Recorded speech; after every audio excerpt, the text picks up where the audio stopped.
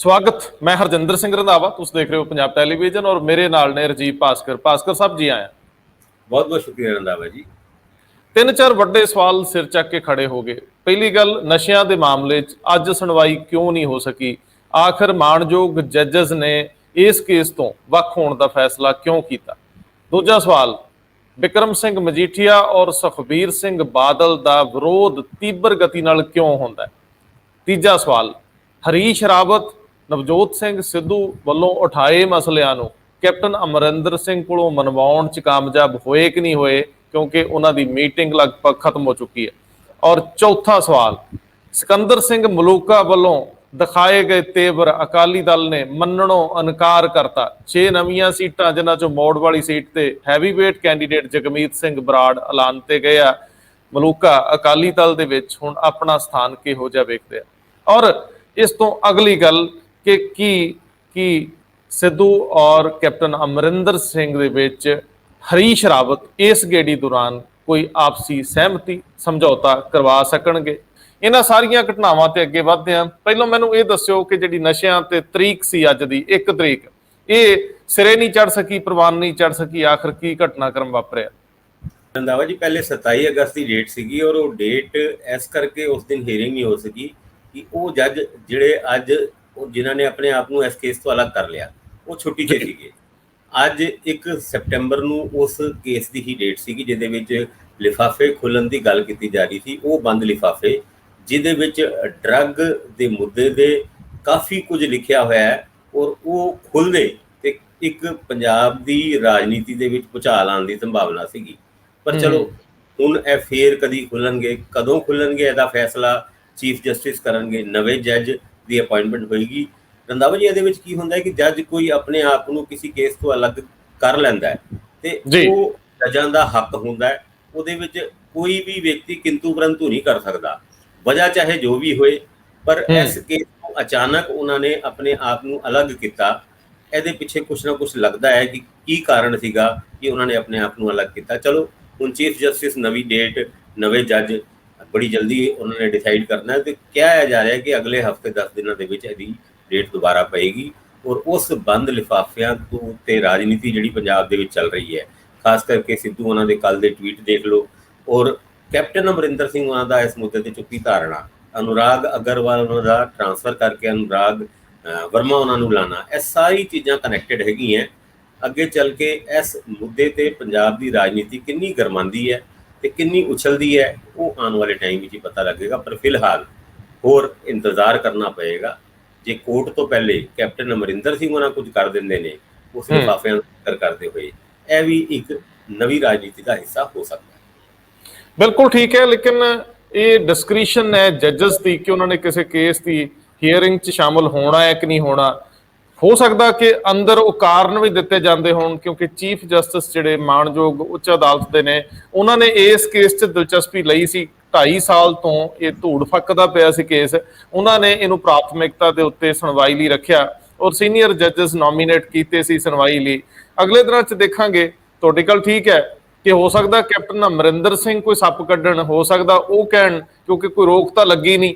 जे रोक नहीं लगी तो ਜਿਹੜੇ लिफाफे अंदर ने वो लिफाफे सरकार कोल भी आ, STF भी अपनी आ, ते जिहड़ी एक्शन टेकन रिपोर्ट है वो भी अपनी आ, ते चट्टोपाध्याय साहब वाली रिपोर्ट जिहड़ी वो भी अपनी आ। फिर जे इहनूं जनतक करना ही होवे ते किन्ना क इतराज आ, क्योंकि हाई कोर्ट ने तो कहा ही नहीं भी इहनूं जनतक ना करो। उन्हां तो सुनवाई करनी आ कि इत्ते अगे की होवे, लेकिन सरकारां जिहड़ियां ने वो क्यों नहीं करदियां, सानूं समझ नहीं आउंदी। सिद्धू दे दोष फिर अपने आप ही प्रमुखता नाल अगे आ जांदे आ। हरीश रावत गेड़ी गुड़ी मार गए, उन्होंने कल एक पंगा भी सेड़ लिया जिहदी अज माफ़ी मंगी है। लेकिन एक सवाल इस तो भी वड्डा है कि हरीश रावत सारियां दी गल सुनन आए आ जां सारियां नूं इकट्ठे बिठाउण आए आ? सियासी पंडित ते पुछना चाहुंदे आ कि हरीश रावत दीयां गेड़ियां दा कोई फ्रूटफुल नतीजा क्यों नहीं निकलदा? कि उन्हां दे कहणे च नहीं गए जां इह इन्ने जिद्दी आ कि गाह नहीं तुरदे? पंजाब दी पॉलिटिक्स सियासत ते सत्ताधारियां दे नज़रियों खड़ोत दा शिकार है। ਕੰਮਕਾਜ ਹੁੰਦੇ ਦਿਸਦੇ ਆ ਪਰ ਹੋ ਕੁਝ ਨਹੀਂ ਰਿਹਾ। ਗਰਾਊਂਡ ਦੇ ਉੱਤੇ ਸ਼ਾਇਦ ਬਿਊਰੋਕ੍ਰੇਸੀ ਵੀ ਵੇਖਦੀ ਰਹਿੰਦੀ ਹੈ ਕਿ ਜਿਹੜੇ ਪਾਸੇ ਊਠ ਬੈਠੂਗਾ ਉਸੇ ਕਰਵਟ ਅਸੀਂ ਹੋ ਲਾਂਗੇ। ਸੋ ਮੈਨੂੰ ਇਹ ਦੱਸਿਓ ਕਿ ਹਰੀਸ਼ ਰਾਵਤ ਦੀ ਇਹ ਗੇੜੀ ਤੁਹਾਨੂੰ ਫਰੂਟਫੁਲ ਹੁੰਦੀ ਨਜ਼ਰ ਆਉਂਦੀ ਹੈ ਕਿ ਸ਼ਾਮ ਤੱਕ, ਦੇਰ ਸ਼ਾਮ ਤੱਕ ਇਹ ਇਹਨਾਂ ਨੂੰ ਕਿਸੇ ਇੱਕ ਪਲੇਟਫਾਰਮ ਤੇ ਇਕੱਠਿਆਂ ਬਿਠਾ ਪਾਉਣਗੇ, ਜਾਂ ਇਹਨਾਂ ਦੇ ਜਿਹੜੇ ਇੱਕ ਦੂਜੇ ਨਾਲ ਮਤਭੇਦ ਨੇ ਉਹਨਾਂ ਨੂੰ ਦੂਰ ਕਰਨ ਦੀ ਸਮਰੱਥਾ ਰੱਖਦੇ ਹੋ? ਲੱਗਦਾ ਨਹੀਂ ਕਿ ਇਸ ਗੇੜੀ ਤੋਂ ਕੁਝ ਐਦਾਂ ਹੋਣ ਵਾਲਾ ਜਿਹਦਾ ਜ਼ਿਕਰ ਤੁਸੀਂ ਕਰ ਰਹੇ ਹੋ। ਔਰ ਮੈਨੂੰ ਤਾਂ ਇਹ ਲੱਗਦਾ ਹੈ ਕਿ ਹਰੀਸ਼ ਰਾਵਤ ਉਹਨਾਂ ਦੀ ਇੱਕ ਤਰੀਕੇ ਨਾਲ ਅੱਜ ਦੀ ਗੇੜੀ ਫੇਅਰਵੈਲ ਟਾਈਪ ਲੱਗਦੀ ਹੈ ਕਿ ਬੜੀ ਛੇਤੀ ਅੰਦਰ ਦੀ ਖਬਰ ਹੈਗੀ ਹੈ ਕਿ ਸ਼ਾਇਦ ਹਰੀਸ਼ ਰਾਵਤ ਪ੍ਰਭਾਰੀ ਦੇ ਤੌਰ ਤੇ ਪੰਜਾਬ ਤੋਂ ਹੁਣ ਕਿਸੇ ਹੋਰ ਨੂੰ ਪ੍ਰਭਾਰੀ ਲਾਇਆ ਜਾਏਗਾ। ਕੱਲ ਉਹ ਕਾਂਗਰਸ ਭਵਨ ਪਹੁੰਚਦੇ ਨੇ, 3 ਘੰਟੇ ਤੱਕ ਉਹਨਾਂ ਦੀ ਭਗਤ ਸਿੰਘ ਉਹਨਾਂ ਉੱਥੇ ਹੁੰਦੇ ਨੇ, ਨਵਜੋਤ ਸਿੰਘ ਸਿੱਧੂ ਹੁੰਦੇ ਨੇ, ਕੁਲਜੀਤ ਨਾਗਰਾ ਹੁੰਦੇ ਤੇ ਪਵਨ ਗੋਇਲ ਹੁੰਦੇ ਨੇ। ਇਹਨਾਂ ਦੇ ਨਾਲ ਉਹਨਾਂ 3 ਘੰਟੇ ਤੱਕ ਮੀਟਿੰਗ ਚੱਲਦੀ ਹੈ। ਬਾਹਰ ਨਿਕਲ ਕੇ ਭਾਵੇਂ ਉਹ ਕਹਿੰਦੇ ਨੇ ਕਿ ਆਰਗੇਨਾਈਜੇਸ਼ਨ ਨੂੰ ਮਜ਼ਬੂਤ ਕਰਨ ਦੀ ਗੱਲ, ਆਰਗੇਨਾਈਜੇਸ਼ਨ ਸਟਰਕਚਰ ਬਣਾਉਣ ਦੀ ਗੱਲ ਦੇ ਮੁੱਦੇ ਦੇ ਉੱਤੇ ਸਾਡੀ ਗੱਲ ਹੋਈ ਹੈ। ਔਰ ਉਹਨਾਂ ਨੇ ਇਹ ਵੀ ਕਿਹਾ ਕਿ 15 ਦਿਨਾਂ ਦੇ ਅੰਦਰ ਅੰਦਰ ਪੂਰਾ ਪੰਜਾਬ ਦੇ ਵਿੱਚ ਆਰਗੇਨਾਈਜੇਸ਼ਨਲ ਸਟਰਕਚਰ ਤਿਆਰ ਹੋ ਜਾਏਗਾ ਔਰ ਲੋਕੀ ਆਪਣੇ ਜਿਹੜੇ ਲੀਡਰ ਨੇ ਡਿਸਟ੍ਰਿਕਟ ਕਾਂਗਰਸ ਕਮੇਟੀ ਦੇ ਉਹਨਾਂ ਨੂੰ ਵੀ ਅਪਾਇੰਟ ਕਰ ਦਿੱਤਾ ਜਾਏਗਾ। ਪਰ ਅੰਦਰ ਕੁਝ ਇੱਦਾਂ ਗੱਲਾਂ ਵੀ ਹੁੰਦੀਆਂ ਜਿਹਦੇ ਵਿੱਚ ਉਹ ਭਗਤ ਸਿੰਘ ਉਹਨਾਂ ਦੀ ਤਰਫ ਇਸ਼ਾਰਾ ਕਰਕੇ ਇਹ ਕਹਿੰਦੇ ਨੇ ਕਿ ਮੈਨੂੰ ਨਹੀਂ ਲੱਗਦਾ ਸੀਗਾ ਤੁਸੀਂ ਵੀ ਇੰਨੇ ਤੇਜ਼ ਹੋ, ਪਰ ਜਿਸ ਤਰੀਕੇ ਨਾਲ ਤੁਸੀਂ ਜਿਹੜਾ ਬਿਆਨ ਮੇਰੇ ਖਿਲਾਫ ਜਾਂ ਮੇਰੇ ਬਾਰੇ ਦਿੱਤਾ, ਮੈਂ ਤੇ ਕੱਲ ਤੋਂ ਜਾਂ ਦਿੱਲੀ ਵੀ ਸੀ, ਦੇਹਰਾਦੂਨ ਵੀ ਸੀ, ਤੇ ਮੈਨੂੰ ਇਸ ਮਾਮਲੇ ਦੇ ਵਿੱਚ ਹੀ ਸਫਾਈ ਦੇਣੀ ਪੈ ਰਹੀ ਹੈ। ਔਰ ਮੈਨੂੰ ਇਹ ਲੱਗਦਾ ਸੀ ਤੁਸੀਂ ਡਿਫੈਂਡਰ ਪਲੇਅਰ ਹੋ ਹਾਕੀ ਦੇ, ਲੇਕਿਨ ਤੁਸੀਂ ਤੇ ਫਾਰਵਰਡ ਦੇ ਵਿੱਚ ਜਿਸ ਤਰੀਕੇ ਨਾਲ ਡ੍ਰਿਬਲਿੰਗ ਕੀਤੀ ਹੈ, ਤੁਸੀਂ ਤੇ ਸਿੱਧੂ ਉਹਨਾਂ ਦੀ ਬੈਟਿੰਗ ਨੂੰ ਵੀ ਫੇਲ ਕਰਤਾ। ਯਾਨੀ ਇਹ ਗੱਲਾਂ ਖੇਲ ਦੇ ਮਾਧਿਅਮ ਦੇ ਨਾਲ, ਖੇਲ ਦੀ ਲੈਂਗੁਏਜ ਦੇ ਵਿੱਚ ਅੰਦਰ ਹੋਈਆਂ। ਔਰ ਉਸ ਤੋਂ ਬਾਅਦ ਭਗਤ ਸਿੰਘ ਉਹਨਾਂ ਦੇ ਬਾਰੇ 'ਚ ਉਹਨਾਂ ਨੇ ਕੁਝ ਤਾਰੀਫਾਂ ਵੀ ਕੀਤੀਆਂ। ਨਵਜੋਤ ਸਿੰਘ ਸਿੱਧੂ ਉਹਨਾਂ ਨੂੰ ਵੀ ਆਪਣੇ ਬਿਆਨ ਦੇ ਉੱਤੇ, ਜਿਹੜੀ ਕੈਪਟਨ ਅਮਰਿੰਦਰ ਸਿੰਘ 2022 ਦੇ ਵਿੱਚ ਲੀਡਰ ਹੋਣਗੇ ਕਾਂਗਰਸ ਦੇ, ਇਹਦੇ ਉੱਤੇ ਕੁਝ ਸਫਾਈਆਂ ਵੀ ਦਿੱਤੀਆਂ ਔਰ ਗੱਲ ਨੂੰ ਅੱਗੇ ਤੋਰਨ ਦੀ ਕੋਸ਼ਿਸ਼ ਕੀਤੀ। ਔਰ ਇੱਕ ਨਸੀਹਤ ਵੀ ਉਹਨਾਂ ਨੇ ਦਿੱਤੀ ਕਿ ਵੀ ਇੱਦਾਂ ਦੇ ਮੁੱਦੇ ਤੇ ਜਿਹੜੇ ਸਰਕਾਰ ਦੇ ਖਿਲਾਫ ਜਾਂਦੇ ਨੇ, ਤੁਸੀਂ ਭਗਤ ਸਿੰਘ ਉਹਨਾਂ ਦੇ ਨਾਲ ਮਿਲ ਕੇ, ਤੁਸੀਂ ਕੈਪਟਨ ਅਮਰਿੰਦਰ ਸਿੰਘ ਨੂੰ ਮਿਲ ਕੇ ਇਸ ਮੁੱਦੇ ਨੂੰ ਛੇੜੋ, ਪਰ ਪਬਲਿਕਲੀ ਜਾਂ ਮੀਡੀਆ ਦੇ ਵਿੱਚ ਇਹਨਾਂ ਗੱਲਾਂ ਨੂੰ ਹਜੇ ਨਾ ਆਉਣ ਦਿਓ, ਕਿਉਂਕਿ ਇਹਦੇ ਨਾਲ ਪਾਰਟੀ ਨੂੰ ਨੁਕਸਾਨ ਹੁੰਦਾ ਹੈ। ਜੇ ਪਾਰਟੀ ਨੂੰ ਨੁਕਸਾਨ ਹੁੰਦਾ ਹੈ ਤੇ ਫਿਰ 2022 ਦੇ ਵਿੱਚ ਤੁਸੀਂ ਲੋਕਾਂ ਨੂੰ ਹੀ ਮੁਸ਼ਕਿਲ ਦਾ ਸਾਹਮਣਾ ਕਰਨਾ ਪੈ ਸਕਦਾ। ਇਹਨਾਂ ਗੱਲਾਂ ਦੇ ਬਾਅਦ ਉਹ ਅੱਜ ਸਵੇਰੇ ਉੱਠ ਕੇ 5 ਪਿਆਰਿਆਂ ਵਾਲਾ ਬਿਆਨ ਜਿਹੜਾ ਕੱਲ ਉਹਨਾਂ ਨੇ ਦਿੱਤਾ ਸੀਗਾ, ਉਹਦੇ ਉੱਤੇ ਅਕਾਲੀਆਂ ਦੇ ਬਿਆਨ ਆਉਣੇ ਸ਼ੁਰੂ ਹੋ ਜਾਂਦੇ ਨੇ, ਇੱਥੇ ਤੱਕ ਕਿ ਭਾਜਪਾ ਦੇ ਵੀ ਬਿਆਨ ਆਉਂਦੇ ਨੇ। ਕਿ ਮੈਨੂੰ ਇਹ ਲੱਗਦਾ ਕਿ ਉਹਨਾਂ ਨੇ ਜਿਹੜਾ ਇਹ ਬਿਆਨ ਦਿੱਤਾ ਸੀਗਾ ਕਿ ਮੈਂ ਤੇ ਪੰਜਾਬ ਦੇ ਵਿੱਚ ਸਾਡੇ ਜਿਹੜੇ ਕਾਂਗਰਸ ਦੇ 5 ਪਿਆਰੇ ਹੈ, ਯਾਨੀ 4 ਸਲਾਹਕਾਰ, ਐਕਟਿੰਗ ਪ੍ਰੈਜ਼ੀਡੈਂਟ, ਇੱਕ ਸਿੱਧੂ ਉਹਨਾਂ ਨੂੰ ਮਿਲ ਕੇ ਜਾਂ ਉਹਨਾਂ ਦੇ ਨਾਲ ਡਿਸਕਸ਼ਨ ਕਰਨ ਵਾਸਤੇ ਆਇਆ ਸੀਗਾ। ਪਰ 5 ਪਿਆਰਿਆਂ ਵਾਲੀ ਗੱਲ ਨੂੰ ਅਕਾਲੀ ਦਲ ਨੇ ਵੀ ਹੋਰ ਕਈ ਦਲਾਂ ਨੇ ਕ੍ਰਿਟੀਸਾਈਜ਼ ਕੀਤਾ। ਮੈਨੂੰ ਇਹ ਲੱਗਦਾ ਹੈ ਕਿ ਜਿਹੜਾ ਸਿੱਖੀ ਦੇ ਨਾਲ ਡਾਇਰੈਕਟਲੀ ਕਨੈਕਟਡ ਨਹੀਂ, ਜਿਹੜਾ ਪੰਜਾਬ ਵਿੱਚ ਰਹਿੰਦਾ ਨਹੀਂ, ਉਹ ਸ਼ਾਇਦ ਇਸ ਤਰ੍ਹਾਂ ਦਾ ਇਰਰਿਸਪੌਂਸੀਬਲ ਬਿਆਨ ਦੇ ਸਕਦਾ ਹੈ। ਕਾਰਨ ਕਿ ਇਰਰਿਸਪੌਂਸੀਬਲ ਬਿਆਨ ਇਸ ਕਰਕੇ ਹੈ ਕਿ 5 ਪਿਆਰਿਆਂ ਦੀ ਸਿੱਖੀ ਦੇ ਵਿੱਚ ਕੀ ਇੰਪੋਰਟੈਂਸ ਹੈ, ਉਸ ਇੰਪੋਰਟੈਂਸ ਨੂੰ ਉਹ ਸਮਝਦਾ ਹੀ ਨਹੀਂ। ਉਹ 5 ਪਿਆਰਿਆਂ ਦਾ ਮਤਲਬ ਸਿਰਫ ਇਹ ਲੈ ਕੇ ਚੱਲਦਾ ਜਿਹੜੇ ਸਭ ਤੋਂ ਪਿਆਰੇ ਹੈਗੇ ਨੇ। ਯਾਨੀ ਉਹਨਾਂ ਨੇ ਆਪਣੀ ਤਰਫੋਂ ਇਹ ਕਹਿਣ ਦੀ ਕੋਸ਼ਿਸ਼ ਕੀਤੀ ਸੀਗੀ ਕਿ ਆਹ ਜਿਹੜੇ 4 ਐਕਟਿੰਗ ਪ੍ਰੈਜ਼ੀਡੈਂਟ ਤੇ ਸਿੱਧੂ ਇਹ ਕਾਂਗਰਸ ਨੂੰ ਬਹੁਤ ਪਿਆਰੇ ਹੈਗੇ ਨੇ। ਪਰ ਸ਼ਬਦਾਂ ਦਾ ਹੇਰ-ਫੇਰ ਹੋਇਆ। ਚਲੋ ਅੱਜ ਮਾਫੀ ਮੰਗ ਲਈ, ਕਿਉਂਕਿ ਗਲਤੀ ਉਹਨਾਂ ਦੀ ਸੀਗੀ ਤੇ ਸਹੀ, ਪਰ ਉਹ ਪ੍ਰਵਾਸੀ ਵਿਅਕਤੀ ਜਿਹੜਾ ਬਾਹਰੋਂ ਆਇਆ ਔਰ ਸਿੱਖੀ ਨੂੰ ਨਹੀਂ ਸਮਝਦਾ, ਅਸੀਂ ਸਾਰੇ ਜਾਣਦੇ ਹਾਂ ਕਿ ਇੱਦਾਂ ਦੀ ਗਲਤੀਆਂ ਕਈ ਵਾਰ ਇਹ ਬੰਦੇ ਕਰ ਜਾਂਦੇ ਨੇ। ਪਰ ਸਿਆਸੀ ਖੇਤਰ ਦੇ ਵਿੱਚ ਹੈਗੇ ਆ, ਇੱਦਾਂ ਦੀ ਗਲਤੀਆਂ ਪੋਲੀਟੀਸ਼ੀਅਨਸ ਨੂੰ ਜਾਂ ਪੋਲੀਟੀਸ਼ੀਅਨਸ ਤੋਂ ਕਦੀ ਵੀ ਲੋਕਾਂ ਨੂੰ ਬਰਦਾਸ਼ਤ ਨਹੀਂ ਹੋ ਸਕਦੀ। ਪਰ ਇਹ ਮੁੱਦਾ ਤੇ ਹੋਇਆ ਖਤਮ। ਦੂਜੇ ਪਾਸੇ ਅੱਜ 6ਵਾਂ ਫਾਰਮ ਦੇ ਵਿੱਚ ਕਾਫੀ ਦੇਰ ਹਰੀਸ਼ ਰਾਵਤ ਉਹਨਾਂ ਨੇ ਲੰਚ ਕੀਤਾ, ਕਾਫੀ ਪੀਤੀ। ਉਸ ਤੋਂ ਇਲਾਵਾ ਉਹਦੇ ਵਿੱਚ ਕੁਝ ਗੱਲਾਂ ਵੀ ਹੋਈਆਂ। 2022 ਦੇ ਮੁੱਦੇ ਨੂੰ ਵੀ ਪ੍ਰਮੁੱਖਤਾ ਦੇ ਨਾਲ ਡਿਸਕਸ ਕੀਤਾ ਗਿਆ। ਉਸ ਬਿਆਨ ਤੋਂ ਜਿਹਦੇ ਵਿੱਚ ਕਿਹਾ ਗਿਆ ਸੀਗਾ ਕਿ ਕੈਪਟਨ ਅਮਰਿੰਦਰ ਸਿੰਘ 2022 ਦੇ ਵਿੱਚ ਕਾਂਗਰਸ ਦੇ ਲੀਡਰ ਹੋਣਗੇ, ਇਸ ਮੁੱਦੇ ਤੇ ਸਫਾਈਆਂ ਹਰੀਸ਼ ਰਾਵਤ ਨੂੰ ਕੈਪਟਨ ਸਾਹਿਬ ਦੇ ਸਾਹਮਣੇ ਵੀ ਦੇਣੀ ਪਈਆਂ ਹੋਣਗੀਆਂ ਜਾਂ ਕੋਈ ਅੰਦਰ ਦੀ ਗੱਲ ਵੀ ਕੀਤੀ ਹੋਣੀ। ਔਰ ਇਹ ਵੀ ਪਤਾ ਲੱਗਿਆ ਹੈ ਕਿ ਸਿੱਧੂ ਉਹਨਾਂ ਦੇ ਨਾਲ ਤਾਲਮੇਲ ਬਿਠਾਏ ਜਾਣ ਵਾਸਤੇ ਉਹਨਾਂ ਨੇ ਕੁਝ ਗੱਲਾਂ ਕੈਪਟਨ ਸਾਹਿਬ ਨੂੰ ਵੀ ਸੁਣਾਈਆਂ। ਪਰ ਇਹ ਤਾਲਮੇਲ ਹੋ ਪਾਉਂਦਾ ਹੈ ਜਾਂ ਨਹੀਂ ਹੋ ਪਾਉਂਦਾ, ਇਹ ਤੇ ਆਉਣ ਵਾਲੇ ਟਾਈਮ ਵਿੱਚ ਪਤਾ ਲੱਗੇਗਾ। ਅੱਜ 6ਵਾਂ ਫਾਰਮ ਜਾਣ ਤੋਂ ਪਹਿਲੇ ਕਾਫੀ MLA ਉਹ ਵੀ ਹਰੀਸ਼ ਰਾਵਤ ਨੂੰ ਕਾਂਗਰਸ ਭਵਨ ਦੇ ਵਿੱਚ ਮਿਲੇ। ਉਹਦੇ ਵਿੱਚ ਰਾਜਾ ਵੜਿੰਗ ਪਹਿਲੇ ਇੱਦਾਂ ਦੇ MLA ਸੀ ਜੋ ਉਹਨਾਂ ਨੂੰ ਮਿਲ ਕੇ ਆਪਣੀ ਦਿਲ ਦੀ ਗੱਲ ਦੱਸਣਾ ਚਾਹੁੰਦੇ ਸੀ। ਔਰ ਉਸ ਤੋਂ ਇਲਾਵਾ 1 2 3 4 5 ਤੋਂ ਜ਼ਿਆਦਾ MLA, ਯਾਨੀ ਉਹ ਅੱਜ ਇਕੱਲੇ ਦੇ ਵਿੱਚ ਹਰੀਸ਼ ਰਾਵਤ ਨੂੰ ਮਿਲੇ ਸੀ। ਉਹਨਾਂ ਨੇ ਆਪਣੀ ਦਿਲ ਦੀ ਗੱਲਾਂ, ਪਾਰਟੀ ਦੀ ਗੱਲਾਂ, ਪਾਰਟੀ ਦੇ ਇੰਟਰਨਲ ਹਾਲਾਤ ਦੇ ਉੱਤੇ ਹਰੀਸ਼ ਰਾਵਤ ਨੂੰ ਚਾਨਣਾ ਪਾਇਆ ਹੋਏਗਾ। ਉਸ ਤੋਂ ਬਾਅਦ ਉਹ 6ਵਾਂ ਫਾਰਮ ਜਾਂਦੇ ਨੇ। ਪਰ ਨਿਕਲ ਕੇ ਸਿੱਧੂ ਬਨਾਮ ਕੈਪਟਨ ਵਿਵਾਦ ਦੇ ਉੱਤੇ ਹਜੇ ਤੱਕ ਕੋਈ ਉਹਨਾਂ ਨੇ ਖਾਸ ਕੋਈ ਬਿਆਨ ਤੇ ਨਹੀਂ ਦਿੱਤਾ। ਬਸ ਇੰਨੀ ਜੀ ਕੁ ਗੱਲ ਕੀਤੀ, ਪਾਰਟੀ 'ਚ ਸਭ ਕੁਝ ਠੀਕ ਹੈ। ਉਹ ਸਭ ਕੁਝ ਠੀਕ ਹੈ ਨਹੀਂ ਹੈ, ਇਹ ਉਹਨਾਂ ਦੇ ਜਾਂਦੇ ਹੀ ਪਤਾ ਲੱਗ ਜਾਂਦਾ, ਜਦ ਕੋਈ ਬਿਆਨ ਇੱਥੋਂ ਆਉਂਦਾ ਹੈ, ਕੋਈ ਬਿਆਨ ਉੱਥੋਂ ਆਉਂਦਾ ਹੈ। ਪਰ ਫਿਲਹਾਲ ਸਿੱਧੂ ਉਹਨਾਂ ਨੇ ਜਿਹੜੀ ਮੰਗ ਕੀਤੀ ਸੀਗੀ ਕਿ ਇਹ ਸੈਸ਼ਨ, ਅਸੈਂਬਲੀ ਸੈਸ਼ਨ ਘੱਟ ਤੋਂ ਘੱਟ 7 ਦਿਨਾਂ ਦਾ ਹੋਣਾ ਚਾਹੀਦਾ ਸੀਗਾ, ਉਹਦੇ ਵਿੱਚ ਕੈਪਟਨ ਅਮਰਿੰਦਰ ਸਿੰਘ ਉਹਨਾਂ ਥੋੜੇ ਪੋਜ਼ਿਟਿਵ ਨਜ਼ਰ ਆਏ ਜਦ ਉਹਨਾਂ ਨੇ ਜੀ ਕਿਹਾ ਕਿ 3 ਤਰੀਕ ਦਾ ਸੈਸ਼ਨ ਇੱਕ ਸਪੈਸ਼ਲ ਸੈਸ਼ਨ ਹੈਗਾ, ਉਸ ਤੋਂ ਬਾਅਦ ਇੱਕ ਜਿਹੜਾ ਰੂਟੀਨ ਸੈਸ਼ਨ ਹੈਗਾ ਜਿਹਨੂੰ ਆਪਾਂ ਮੌਨਸੂਨ ਸੈਸ਼ਨ ਵੀ ਕਹਿੰਦੇ ਆ, ਉਹ 7 ਦਿਨ ਦਾ 7 ਤੋਂ 10 ਦਿਨਾਂ ਦੇ ਅੰਦਰ ਅੰਦਰ ਉਹ ਬੁਲਾਇਆ ਜਾਏਗਾ, ਔਰ ਉਹਦੀ 7 ਦਿਨ ਦੀ ਹੋਣ ਦੀ ਸੰਭਾਵਨਾ ਦਾ ਵੀ ਜ਼ਿਕਰ ਉਹਨਾਂ ਨੇ ਕੀਤਾ ਹੈ। ਯਾਨੀ ਜਿਹੜੇ ਹੰਗਾਮੇ ਅਸੀਂ ਐਕਸਪੈਕਟ ਕਰ ਰਹੇ ਸੀਗੇ ਪੰਜਾਬ ਅਸੈਂਬਲੀ ਦੇ ਵਿੱਚ ਹੋਣਗੇ, ਉਹ ਕੁਝ ਦਿਨ ਹੋਰ ਡਿਲੇ ਹੋ ਗਏ। ਉਹ ਡਿਲੇ ਦਾ ਕਾਰਨ ਹੈ ਕਿ ਉਸ ਤੋਂ ਪਹਿਲੇ ਪਾਵਰ ਸਮਝੌਤਿਆਂ ਦੀ ਜਿਹੜੀ ਗੱਲ ਹੈਗੀ ਹੈ, ਕਿਉਂਕਿ ਸਿੱਧੂ ਜਿਹੜਾ ਟਵੀਟ ਛੱਡਿਆ ਸੀਗਾ ਕਿ ਪੰਜਾਬ ਟਰਮੀਨੇਸ਼ਨ ਆਫ PPA ਯਾਨੀ ਪਾਵਰ ਪਰਚੇਜ਼ ਐਗਰੀਮੈਂਟ ਐਕਟ ਨੂੰ ਇਸ ਅਸੈਂਬਲੀ ਦੇ ਵਿੱਚ ਲੈ ਕੇ ਆਇਆ ਜਾਏ, ਉਹਦੇ ਉੱਤੇ ਵੀ ਕੈਪਟਨ ਅਮਰਿੰਦਰ ਸਿੰਘ ਨੇ ਇੱਕ ਸਫਾਈ ਦਿੱਤੀ ਹੈ ਕਿ ਸਾਰੇ ਸਮਝੌਤਿਆਂ ਨੂੰ ਅਸੀਂ ਰੱਦ ਨਹੀਂ ਕਰ ਸਕਦੇ, ਕਿਉਂਕਿ ਪੰਜਾਬ ਦੀ ਡਿਮਾਂਡ ਹੈਗੀ ਹੈ 14,000 ਮੈਗਾਵਾਟ, ਔਰ ਅਸੀਂ ਸੈਂਟਰਲ ਪੂਲ ਤੋਂ ਸਿਰਫ 7,000 ਮੈਗਾਵਾਟ ਲੈ ਸਕਦੇ ਹਾਂ। ਬਾਕੀ ਦੇ 7,000 ਮੈਗਾਵਾਟ ਕਿੱਥੋਂ ਲਿਆਵਾਂਗੇ ਜੇ ਸਾਰੇ ਸਮਝੌਤੇ ਅਸੀਂ ਰੱਦ ਕਰਦੇ। ਇਹ ਕਿਸੇ ਨਾ ਕਿਸੇ ਜਗ੍ਹਾ ਗੱਲ ਸਹੀ ਵੀ ਲੱਗਦੀ ਹੈ।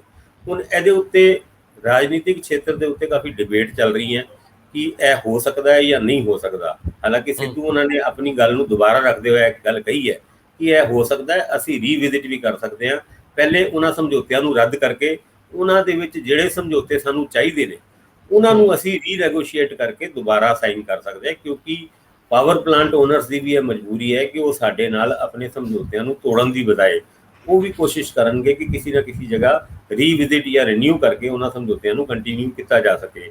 ਬਾਕੀ ਰਹੀ ਗੱਲ ਜਿਹੜੇ ਪਹਿਲੇ ਲੈਟਰ ਲਿਖਣ ਵਾਲੀ ਗੱਲ ਸੀਗੀ ਕਿ ਵੀ 3 ਕੁ ਸਮਝੌਤੇ ਉਹ ਰੱਦ ਕਰਨ ਦੀ ਕੋਸ਼ਿਸ਼ ਕੈਪਟਨ ਅਮਰਿੰਦਰ ਸਿੰਘ PSPCL ਦੇ ਦੁਆਰਾ ਕਰ ਰਹੇ ਨੇ, ਉਹਦੇ ਵਿੱਚ ਕੋਈ ਬਹੁਤਾ ਦਮ ਨਹੀਂ ਲੱਗਦਾ, ਕਿਉਂਕਿ ਉਸ ਲੈਟਰ ਦੇ ਬੇਸ ਤੇ ਉਸ ਰੱਦ ਕਰਨ ਦੀ ਗੱਲ ਦੇ ਉੱਤੇ ਉਹਨਾਂ ਪਾਵਰ ਪਲਾਂਟ ਦੇ ਮਾਲਕਾਂ ਨੂੰ 1 ਦਿਨ ਦੇ ਵਿੱਚ ਹੀ ਸਟੇ ਮਿਲਣ ਦੀ ਉਮੀਦ ਹੈ, ਕਿਉਂਕਿ ਕੋਰਟ ਵਿੱਚ ਜਦ ਇਹ ਮੈਟਰ ਜਾਏਗਾ ਤਦ ਜਿਹੜਾ ਐਗਰੀਮੈਂਟ ਸਰਕਾਰਾਂ ਨੇ ਸਾਈਨ ਕੀਤਾ ਹੈ ਉਸ ਐਗਰੀਮੈਂਟ ਦੇ ਹਿਸਾਬ ਨਾਲ ਇਸ ਤਰੀਕੇ ਨਾਲ ਉਹਨਾਂ ਨੂੰ ਰੱਦ ਨਹੀਂ ਕੀਤਾ ਜਾ ਸਕਦਾ। ਨਹੀਂ ਭਾਸਕਰ ਸਾਹਿਬ, ਉਹਦੇ 'ਚ ਇੱਕ ਚੀਜ਼ ਬੜੀ ਅਹਿਮ ਆ ਕਿ ਕੁਝ ਇੱਕ ਮੱਦਾਂ ਹੈਗੀਆਂ ਨੇ ਜਿਹਦੇ ਵਿੱਚ ਕਿੰਨੇ ਪ੍ਰਤੀਸ਼ਤ ਜਿਹੜੇ ਯੂਨਿਟ ਆ ਉਹ ਬੰਦ ਰੱਖੇ ਜਾ ਸਕਦੇ ਆ, ਕਿੰਨੇ ਦਿਨ ਦੀ ਜਿਹੜੀ ਸਪਲਾਈ ਠੱਪ ਹੋ ਸਕਦੀ ਆ।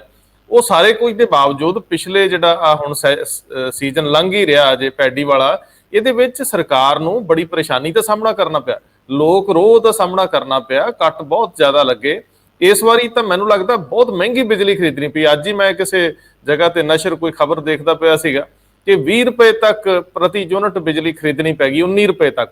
ਹੁਣ ਸਵਾਲ ਇਹ ਹੈ ਕਿ ਜੇਕਰ ਤੁਸੀਂ ਸਮੇਂ ਅਨੁਸਾਰ, ਕਿਉਂਕਿ ਇਹ ਜਿੰਨੇ ਸਮਝੌਤੇ ਹੋਏ ਸੀ ਪੈਡੀ ਸੀਜ਼ਨ ਨੂੰ, ਝੋਨੇ ਦੀ ਬਿਜਾਈ ਨੂੰ ਲੈ ਕੇ ਹੋਏ ਸੀ, ਝੋਨੇ ਦੀ ਫਸਲ ਪਾਲਣ ਨੂੰ ਲੈ ਕੇ ਹੋਏ ਸੀ, ਇਹਨਾਂ ਦਿਨਾਂ 'ਚ ਸਾਡੀ ਜਿਹੜੀ ਮੰਗ ਆ ਉਹ 3 ਗੁਣਾ ਵੱਧ ਜਾਂਦੀ ਸੀ, ਅਦਰਵਾਈਜ਼ ਤਾਂ ਗੁਜ਼ਾਰਾ ਹੁੰਦਾ ਸੀ। ਸੋ ਸਵਾਲ ਇਹ ਹੈ ਕਿ ਜੇਕਰ ਇਹ ਸਮੇਂ ਸਿਰ ਕੰਮ ਨਹੀਂ ਆਏ, ਇਹਨਾਂ ਨੂੰ ਕੈਂਸਲੇਸ਼ਨ ਦੇ ਨੋਟਿਸ ਜਾਣੇ ਸੀ, ਇਹਨਾਂ ਨੂੰ ਪੈਨਲਟੀ ਵੀ ਪੈਣੀ ਸੀਗੀ। ਇਹਦੇ ਵਿੱਚ 3 ਜਿਹੜੇ ਸੀ ਉਹ ਪੰਜਾਬ ਦੇ ਵਿੱਚ ਸੀਗੇ, ਜਿਨ੍ਹਾਂ 'ਚ ਰਾਜਪੁਰਾ, ਤਲਵੰਡੀ ਸਾਬੋ ਔਰ ਜਿਹੜਾ ਗੋਇੰਦਵਾਲ ਸਾਹਿਬ ਹੈ, ਔਰ ਚੌਥਾ ਸੀਗਾ ਦਮੋਦਰ ਵੈਲੀ ਵਾਲਾ। ਸੋ ਇਹ 4 ਦੇ ਉੱਤੇ ਗਵਰਨਮੈਂਟ ਕਾਫੀ ਹੋਮਵਰਕ ਕਰ ਚੁੱਕੀ ਆ, ਇਹਦਾ ਸਟੇ ਮਿਲੇ ਜਾਂ ਨਾ ਮਿਲੇ, ਲੇਕਿਨ ਇਹਦੇ ਉੱਤੇ ਇੱਕ ਕਲੀਅਰ ਗੱਲ ਸੀਗੀ ਕਿ ਗਵਰਨਮੈਂਟ ਅੱਗੇ ਹੱਥ ਵਧਾ ਚੁੱਕੀ ਸੀ ਔਰ ਇਹਦੇ ਆਧਾਰ ਵੀ ਬੜੇ ਮਜ਼ਬੂਤ ਸੀ। ਔਰ 3 ਜਿਹੜੇ ਵੱਡੇ ਇੰਜੀਨੀਅਰ ਸੀਗੇ ਇਹਨਾਂ ਏਰੀਆਜ਼ ਨੂੰ ਜਾਣਨ ਵਾਲੇ, ਉਹਨਾਂ ਦੀ ਕਮੇਟੀ ਨੇ ਰਿਕਮੈਂਡੇਸ਼ਨਸ ਦਿੱਤੀਆਂ ਸੀ, ਉਹਦੇ ਆਧਾਰ ਤੇ ਨੋਟਸ ਤਿਆਰ ਹੋਏ ਸੀ। ਮਹਿੰਗੀ ਬਿਜਲੀ ਦਾ ਵੀ ਜ਼ਿਕਰ ਹੈ। ਸੋ ਉਹ ਸਾਰੀਆਂ ਚੀਜ਼ਾਂ ਨੂੰ ਲੈ ਕੇ ਗਵਰਨਮੈਂਟ ਅਜੇ ਜਿਹਨੂੰ ਕਹਿੰਦੇ ਹਮਲਾਵਰ ਰੁਖ 'ਚ ਨਹੀਂ ਹੈਗੀ, ਲੇਕਿਨ ਕੈਪਟਨ ਅਮਰਿੰਦਰ ਸਿੰਘ ਦਾ ਇਹ ਕਹਿਣਾ ਕਿ ਸਾਰੇ ਨਹੀਂ ਹੋ ਸਕਦੇ, ਇਹ ਤਾਂ ਟੈਕਨੀਕਲੀ ਲੋਕ ਜਾਣਦੇ ਹੋਣਗੇ ਕਿ ਜਿਹੜੇ ਲੋਕ ਇਹਨੂੰ ਜਾਣਨ ਵਾਲੇ ਆ ਕਿ ਆਫਟਰ ਆਲ ਕਿਹੜੇ ਫਾਇਦੇਮੰਦ ਆ, ਕਿਹੜੇ ਨੁਕਸਾਨਦਾਇਕ। ਲੇਕਿਨ ਬਿਜਲੀ 3 ਰੁਪਏ ਜਾਂ 5 ਰੁਪਏ ਕਰਨੀ ਇਹ ਸਰਕਾਰਾਂ ਦੇ ਹੱਥ 'ਚ ਆ। ਜੇ ਸਿੱਧੂ ਸਾਹਿਬ ਕਹਿੰਦੇ ਵੀ ਹੋ ਸਕਦੀ ਆ ਤਾਂ ਬਾਕੀ ਸਬਸਿਡੀ ਦੇ ਦਿਓ, ਸਬਸਿਡੀ ਦੇ ਕੇ ਲੋਕਾਂ ਤੋਂ ਕੁਝ ਰਾਹਤ ਤੇ, ਪਰ ਸਵਾਲ ਹੈ ਕਿ ਪੈਸੇ ਆਉਣਗੇ ਕਿੱਥੋਂ? ਇਹ ਬੜਾ ਵੱਡਾ ਇੱਕ ਸੰਕਟ ਹੈ ਕਿ ਤਨਖਾਹਾਂ ਤੋਂ ਬਾਅਦ ਬਹੁਤ ਥੋੜੇ ਪੈਸੇ ਡਿਵੈਲਪਮੈਂਟ ਲਈ ਬਚਦੇ ਆ, ਬਹੁਤ ਸਾਰੇ ਪੈਸੇ ਸਬਸਿਡੀਜ਼ ਦੇ ਵਿੱਚ ਜਾ ਰਹੇ ਆ। ਆਲਰੇਡੀ ਕਿੰਨੀ ਤਰ੍ਹਾਂ ਦੀਆਂ ਸਬਸਿਡੀਜ਼ ਨੇ, ਤੇ ਜਿਹੜੇ ਪੱਟਾਂ ਤੇ ਥਾਪੀਆਂ ਮਾਰਦੇ ਆ, ਜਿਹੜੇ ਕਹਿੰਦੇ ਕਿ ਅਸੀਂ ਆਏ ਗਵਰਨਮੈਂਟ 'ਚ, ਉਹਨਾਂ ਨੇ ਵੀ ਇੰਨੀਆਂ ਰਾਤਾਂ ਪਹਿਲਾਂ ਹੀ ਐਲਾਨਣ ਦਾ ਫੈਸਲਾ ਕਰ ਲਿਆ ਹੋਇਆ। ਮੈਨੂੰ ਤਾਂ ਸਮਝ ਨਹੀਂ ਆਉਂਦੀ ਪੰਜਾਬ ਜਾ ਕਿੱਧਰ ਰਿਹਾ। ਖੈਰ, ਤੁਸੀਂ ਗੱਲ ਕਰ ਰਹੇ ਸੀ, ਮੈਨੂੰ ਜ਼ਰੂਰ ਦੱਸਿਓ ਕਿ ਹਰੀਸ਼ ਰਾਵਤ ਇਸ ਵੇਲੇ ਜਿਸ ਸਥਿਤੀ 'ਚ ਖੜੇ ਆ, ਜਦੋਂ ਉਹ ਸੋਨੀਆ ਗਾਂਧੀ ਔਰ ਰਾਹੁਲ ਗਾਂਧੀ ਨੂੰ ਮਿਲਣ ਤੋਂ ਬਾਅਦ ਆਏ, ਦੋਵਾਂ ਧਿਰਾਂ ਲਈ ਕੋਈ ਖਾਸ ਨਿਆਂ ਲੈ ਕੇ ਆਏ ਹੋਣਗੇ। ਕੈਪਟਨ ਅਮਰਿੰਦਰ ਸਿੰਘ ਲਈ ਕੋਈ ਸੁਨੇਹਾ ਹੋ ਸਕਦਾ, ਨਵਜੋਤ ਸਿੰਘ ਸਿੱਧੂ ਲਈ ਵੀ ਕੋਈ ਸੁਨੇਹਾ ਹੋ ਸਕਦਾ, ਜਿਹੜੇ 5-4 ਵਜ਼ੀਰ ਮਿਲਣ ਗਏ ਸੀ ਔਰ ਕਿੰਨੇ ਸਾਰੇ ਐਮਐਲਏ ਨਾਲ ਗਏ ਸੀ, ਉਹਨਾਂ ਵੀ ਕੋਈ ਸੁਨੇਹਾ ਹੋ ਸਕਦਾ, ਉਹਨਾਂ ਨੂੰ ਮਿਲੇ ਵੀ ਹੈ ਕਿ ਨਹੀਂ, ਇਹ ਵੀ ਦੱਸਿਓ ਜ਼ਰਾ। ਸੁਣਿਆ ਤੇ ਹੈ ਪੱਕਾ 100% ਕੁਝ ਇਦਾਂ ਦੀ ਗੱਲਾਂ ਸਾਰਿਆਂ ਨਾਲ ਕਰਕੇ ਗਏ ਨੇ, ਜਿੱਦਾਂ ਪੰਜਾਬੀਆਂ ਦੇ ਵਿੱਚ ਜਾਂ ਕਹਿੰਦੇ ਨੇ ਕਿ ਇਹ ਗੱਲ ਮੈਂ ਸਿਰਫ ਤੈਨੂੰ ਦੱਸ ਰਿਹਾ, ਅੱਗੇ ਨਾ ਦੱਸੀ। ਇਦਾਂ ਦੀ ਗੱਲਾਂ ਉਹ ਤਿੰਨਾਂ ਨੂੰ ਕੁਝ ਨਾ ਕੁਝ ਕਹਿ ਕੇ ਗਏ ਹੋਣੇ ਆ। ਇੱਕ ਪਾਸੇ ਜਦ ਨਵਜੋਤ ਸਿੰਘ ਸਿੱਧੂ ਉਹਨਾਂ ਨੂੰ ਮਿਲਦੇ ਨੇ ਤੇ ਉਸ ਬਿਆਨ ਦੇ ਉੱਤੇ ਕਲੈਰੀਫਿਕੇਸ਼ਨ ਵੀ ਦਿੰਦੇ ਨੇ, ਔਰ ਉਹ ਬਿਆਨ ਕਿਉਂ ਦਿੱਤਾ ਸੀਗਾ, ਕਿਹਦੇ ਕਹਿਣ ਤੇ ਦਿੱਤਾ ਸੀਗਾ, ਉਹਦਾ ਕੀ ਮਤਲਬ ਸੀਗਾ, ਕਾਫੀ ਕੁਝ ਉਹ ਸਮਝਾ ਕੇ ਗਏ ਹੋਣਗੇ। ਜਦ ਮੁੱਖ ਮੰਤਰੀ ਕੈਪਟਨ ਅਮਰਿੰਦਰ ਸਿੰਘ ਉਹਨਾਂ ਨੂੰ ਜਦ ਮਿਲੇ ਹੋਣਗੇ, ਉੱਥੇ ਵੀ ਕੁਝ ਇਦਾਂ ਦੀ ਗੱਲਾਂ ਕੀਤੀ ਸੀ ਵੀ ਇਹ ਬਿਆਨ ਮੈਂ ਇਸ ਕਰਕੇ ਵਾਪਸ ਲਿਆ ਕਿਉਂਕਿ ਹਜੇ ਜ਼ਰੂਰੀ ਸੀਗਾ, ਤੁਸੀਂ ਕੈਪਟਨ ਸਾਹਿਬ ਕੰਮ ਕਰੋ ਔਰ ਇਹਨਾਂ ਕੰਮਾਂ ਦੇ ਉੱਤੇ ਅੱਗੇ ਦਾ ਫੈਸਲਾ 2022 ਦੀ ਚੋਣਾਂ ਤੋਂ ਪਹਿਲੇ ਲਿੱਤਾ ਜਾਏਗਾ, ਉਹ ਫੈਸਲਾ ਤੁਹਾਡੇ ਹੱਕ 'ਚ ਵੀ ਹੋ ਸਕਦਾ ਹੈ। ਤੀਜੇ ਪਾਸੇ ਜਿਹੜੇ ਮੰਤਰੀ ਬਾਗੀ ਹੋ ਗਏ ਸੀਗੇ, ਉਹਨਾਂ ਨੂੰ ਵੀ ਸਮਝਾਇਆ ਗਿਆ ਸੀ ਹਜੇ ਇਹ ਟਾਈਮ ਨਹੀਂ ਹੈਗਾ, 2-4 ਮਹੀਨੇ ਰੱਖੋ, ਹਜੇ ਸੀਐਮ ਬਦਲਣ ਦੇ ਮੂਡ 'ਚ ਸ਼ਾਇਦ ਪਾਰਟੀ ਹਾਈਕਮਾਨ ਨਹੀਂ ਹੈ, ਪਰ ਅੱਗੇ ਚੱਲ ਕੇ ਤੁਹਾਡੀ ਕੀਤੀ ਹੋਈ ਮੰਗਾਂ, ਤੁਹਾਡੇ ਕੀਤੇ ਹੋਏ ਸਵਾਲਾਂ ਦਾ ਜਵਾਬ ਤੁਹਾਨੂੰ ਟਾਈਮ ਆਉਣ 'ਤੇ ਮਿਲ ਜਾਏਗਾ। ਪਰ ਫਿਲਹਾਲ ਤੁਸੀਂ ਸਾਰੇ ਇਕੱਠੇ ਤੇ ਯੂਨਾਈਟਿਡ ਕਾਂਗਰਸ ਹੋਣ ਦਾ ਇੱਕ ਦਿਖਾਵਾ ਕਰੋ ਜਾਂ ਪੋਜ਼ ਕਰੋ, ਇੱਦਾਂ ਦੀ ਗੱਲਾਂ ਤੇ ਉਹਨਾਂ ਨੇ ਤਿੰਨਾਂ ਨੂੰ ਕੀਤੀ ਹੋਏਗੀ। ਪਰ ਅੱਜ ਜਦ ਉਹ ਜਾਣਗੇ, ਕਿਹਾ ਜਾਂਦਾ ਹੈ ਕਿ ਸ਼ਾਮ ਨੂੰ ਸ਼ਾਇਦ ਉਹ ਵਾਪਸ ਜਾ ਰਹੇ ਨੇ ਦਿੱਲੀ, ਸ਼ਾਮ ਨੂੰ ਜਾਣ ਤੋਂ ਬਾਅਦ ਫਿਰ ਕਿਹੜੇ ਖਲੇਰੇ ਪੈਂਦੇ ਨੇ ਪੰਜਾਬ ਕਾਂਗਰਸ ਦੇ ਵਿੱਚ, ਇਹ ਵੀ ਗੱਲ ਬੜੀ ਦੇਖਣਯੋਗ ਹੈਗੀ ਹੈ। ਤਿੰਨ ਕੱਲ ਵੱਡੇ ਨੁਕਤੇ ਨਵਜੋਤ ਸਿੰਘ ਸਿੱਧੂ ਨੇ, ਜੋ ਖਬਰ ਆ ਰਹੀ ਸੀ, ਲਗਾਤਾਰ ਆ ਰਹੀ ਸੀ ਵੀ 3 ਵੱਡੇ ਨੁਕਤੇ ਸਾਹਮਣੇ ਰੱਖਤੇ ਹਰੀਸ਼ ਰਾਵਤ ਦੇ ਕਿ ਸਾਡਾ ਕੋਈ ਪੰਗਾ ਨਹੀਂ।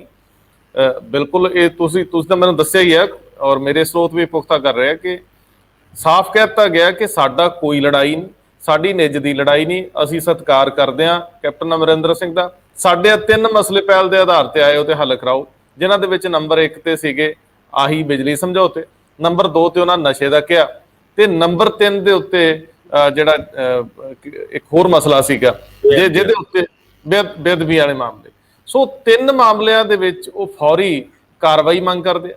ਹੁਣ ਮੈਨੂੰ ਦੱਸੋ ਕਿ ਜਦੋਂ ਕੈਪਟਨ ਅਮਰਿੰਦਰ ਸਿੰਘ ਨੂੰ ਰਾਵਤ ਮਿਲੇ ਹੋਣਗੇ, ਕੋਈ ਭਰੋਸਾ ਵੀ ਦਿੱਤਾ ਗਿਆ ਹੋਊ ਜਾਂ ਭਰੋਸਾ ਲਿਆ ਗਿਆ ਹੋਊਗਾ, ਜਿਹੜਾ ਜਾਣ ਤੋਂ ਪਹਿਲਾਂ ਨਵਜੋਤ ਸਿੰਘ ਸਿੱਧੂ ਨੂੰ ਕਨਵੇ ਕਰਤਾ ਜਾਵੇ ਕਿ ਮੇਰੀ ਗੱਲ ਹੋ ਗਈ ਆ ਤੇ ਕੈਪਟਨ ਸਾਹਿਬ ਆ ਕਹਿੰਦੇ ਆ ਜੀ। ਦੇਖੋ ਇਹ ਗੱਲ ਤੇ ਕਨਵੇ ਹੋਏਗੀ ਕਿਉਂਕਿ ਨਵਜੋਤ ਸਿੰਘ ਸਿੱਧੂ ਨੂੰ ਮਿਲਣ ਤੋਂ ਬਾਅਦ ਜਦੋਂ ਕੈਪਟਨ ਸਾਹਿਬ ਨੂੰ ਮਿਲਦੇ ਨੇ, ਔਰ ਖਾਸ ਗੱਲ ਹੈਗੀ ਹੈ ਕਿ ਕੱਲ ਵੀਰਵਾਰ ਨੂੰ ਨਵਜੋਤ ਸਿੰਘ ਸਿੱਧੂ ਉਹਨਾਂ ਦੀ ਔਰ ਕੈਪਟਨ ਅਮਰਿੰਦਰ ਸਿੰਘ ਉਹਨਾਂ ਦੀ ਮੀਟਿੰਗ ਹੋਣ ਦੀ ਵੀ ਸੰਭਾਵਨਾ ਹੈ। ਜਿਹੜੀ ਕੋਆਰਡੀਨੇਸ਼ਨ ਕਮੇਟੀ ਬਣਾਈ ਗਈ ਸੀ, ਉਸ ਕੋਆਰਡੀਨੇਸ਼ਨ ਕਮੇਟੀ ਮੀਟਿੰਗ ਕੱਲ ਹੈਗੀ ਹੈ। ਉਸ ਮੀਟਿੰਗ ਦੇ ਵਿੱਚ ਮਾਹੌਲ ਕਿੱਦਾਂ ਦਾ ਰਹਿੰਦਾ ਹੈ ਕਿ ਉਹ ਤਲਖੀ ਜਿਹੜਾ ਸਿੱਧੂ ਦੇ ਟਵੀਟਾਂ ਦੇ ਵਿੱਚ ਨਜ਼ਰ ਆਉਂਦੀ ਹੈ, ਉਹ ਉਸ ਮੀਟਿੰਗ ਦੇ ਵਿੱਚ ਵੀ ਨਜ਼ਰ ਆਉਂਦੀ ਹੈ।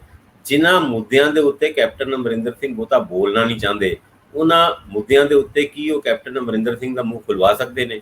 ਕਿਉਂਕਿ ਇਹ ਜਿਹੜਾ ਡਰੱਗ ਦਾ ਮੁੱਦਾ ਹੈ, ਭਾਵੇਂ ਇਹ ਕੋਰਟਾਂ ਦੇ ਵਿੱਚ ਰੁਲਦਾ ਪਿਆ ਹੈ, ਲੇਕਿਨ ਕੋਰਟਾਂ ਤੋਂ ਪਹਿਲੇ ਜੇ ਕੈਪਟਨ ਸਾਹਿਬ ਜਾਣ ਤੇ ਉਸ ਗੱਲ ਦੇ ਖੁਲਾਸੇ ਆਪ ਕਰ ਸਕਦੇ ਆ, ਕਿਉਂਕਿ ਜਦ ਕੋਰਟਾਂ ਨੇ ਕੀਤਾ ਤਾਂ ਵੀ ਉਹਨਾਂ ਵਾਸਤੇ ਉਹੀ ਗੱਲਾਂ, ਉਹੀ ਸਵਾਲ ਖੜੇ ਹੋਣੇ ਆ ਜਿਹੜੇ ਉਹ ਕੱਲ ਅਗਰ ਉਹ ਇਸ ਲਿਫਾਫਿਆਂ ਦੀ ਹਕੀਕਤ ਨੂੰ ਦੱਸਣ ਦੇ ਵਿੱਚ ਕਾਮਯਾਬ ਹੋ ਜਾਂਦੇ ਆ। ਮੁੱਦੇ ਤੇ ਬਹੁਤ ਨੇ, ਉਹਨਾਂ ਮੁੱਦਿਆਂ ਦਾ ਹੱਲ ਕੱਲ ਦੀ ਮੀਟਿੰਗ ਦੇ ਮਾਹੌਲ ਬਣਾਉਣ ਦੀ ਤਿਆਰੀ ਦੇ ਵਿੱਚ ਹਰੀਸ਼ ਰਾਵਤ ਦੀ ਅੱਜ ਦੀ ਮੀਟਿੰਗ ਭਾਵੇਂ ਸਿੱਧੂ ਉਹਨਾਂ ਨਾਲ ਹੋਏ ਜਾਂ ਕੈਪਟਨ ਅਮਰਿੰਦਰ ਸਿੰਘ ਉਹਨਾਂ ਨਾਲ ਹੋਏ, ਉਸ ਤਰੀਕੇ ਨਾਲ ਜ਼ਰੂਰ ਦੇਖਿਆ ਜਾ ਸਕਦਾ ਹੈ ਕਿ ਇਹ ਮਾਹੌਲ ਬਣਾਉਣ ਵਾਲੀ ਗੱਲ ਹੈਗੀ ਹੈ। ਉਹ ਮਾਹੌਲ ਬਣਦਾ ਹੈ ਜਾਂ ਨਹੀਂ ਬਣਦਾ, ਕਿਉਂਕਿ ਸਿੱਧੂ ਕੈਂਪ ਵੀ ਪੂਰੇ ਤਰੀਕੇ ਨਾਲ ਤਿਆਰ ਹੈ ਕਿ ਕੱਲ ਜਦ ਇਹ ਮੀਟਿੰਗ ਹੋਏਗੀ, ਉਸ ਮੀਟਿੰਗ ਦੇ ਵਿੱਚ ਔਖੇ ਤੇ ਸਵਾਲ ਪੁੱਛੇ ਹੀ ਜਾਣਗੇ ਔਰ ਉਹਨਾਂ ਔਖੇ ਸਵਾਲਾਂ ਦੇ ਉੱਤੇ ਤਲਖੀ ਵੀ ਬਰਕਰਾਰ ਰਹੇਗੀ।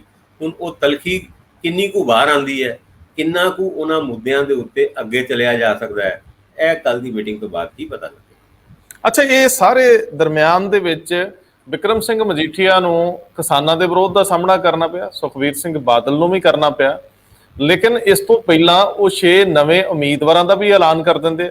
ਉਹ ਸਭ ਤੋਂ ਕ੍ਰੂਸ਼ਲ ਸੀਟ ਜਿਹਦੇ ਤੇ ਸਿਕੰਦਰ ਸਿੰਘ ਮਲੂਕਾ ਪਰਿਵਾਰ ਨੂੰ ਇੱਕ ਤਰ੍ਹਾਂ ਨਾਲ ਬਾਗੀਆਨਾ ਤੇਵਰ ਦਿਖਾ ਚੁੱਕੇ ਆ, ਉਹ ਸੀਟ ਦੇ ਉੱਤੇ ਮਲੂਕਾ ਨਾਲ ਗੱਲ ਤਾਂ ਕੀ ਕਰਨੀ ਸੀ, ਕੈਂਡੀਡੇਟ ਐਲਾਨ ਤਾਂ ਜਾਂਦਾ ਹੈ ਔਰ ਕੈਂਡੀਡੇਟ ਵੀ ਇੱਕ ਹੈਵੀ ਵੇਟ ਹੈ, ਜਿਨ੍ਹਾਂ ਨੇ ਕਦੇ ਸੁਖਬੀਰ ਸਿੰਘ ਬਾਦਲ ਨੂੰ ਪਟਕਣੀ ਦਿੱਤੀ ਸੀ MP ਦੀ ਸੀਟ ਦੇ ਵਿੱਚ, ਜਗਮੀਤ ਸਿੰਘ ਬਰਾੜ ਦਾ ਜ਼ਿਕਰ ਹੈ।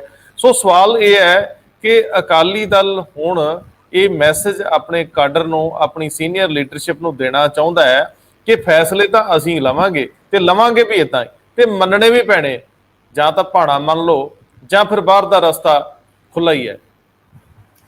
देखो पिछले दिनों अकाली दल ने कई इस तरह के फैसले किए जो किसी ना किसी जगह अकाली दल ते भाजपा दे बसपा दे अलायंस के उत्ते भी फर्क पाते हैं और अपनी पार्टी की सीनियर लीडरशिप नूं नाराज करने वाली गल्लां भी सी, भावें वो जगबीर बराड़ दे शामिल करन दी गल होए, फिर सरबजीत सिंह मक्कड़ उन्हां दा एक तरीके नाल विद्रोह करना, वो विद्रोह हजे तक जारी रहना। वो कहते हैं कि बड़ी छेती कोई फैसला लैणगे कि भी वो पार्टी के बिहाफ से लड़नगे, पार्टी की टिकट से लड़नगे या फिर कोई इंडिपेंडेंट या किसी होर पार्टी तो लड़नगे। ऐदा ही मलूका उन्होंने वो दबके कि रामपुरा फुल की सीट से मेरा बेटा ही लड़ेगा। अज भी वो यही गल कह रहे हैं कि रामपुरा फुल तो मेरा बेटा ही लड़ेगा। मैं मोड़ तो मैनू पार्टी ने कहा सीगा तैयारी करो, तैयारी की, उत्थे दे लोग, उत्थे दे वॉलंटियर्स, उत्थे दे पार्टी वर्कर सारे मेरे नाल ने। पर किसी ना किसी जगह यह भी गल सामने आई कि उस एरिया के तकरीबन सारी टिकटों का फैसला हरसिमरत कौर बादल उन्होंने कर रहे हैं और जगमीत बराड़ उन्होंने मोड़ तो टिकट देने का फैसला भी वो हरसिमरत कौर बादल उन्होंने सीगा।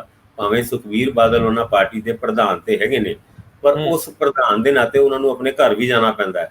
फिर जो मियाँ बीबी कहन फैसले तो उही होंदे ने।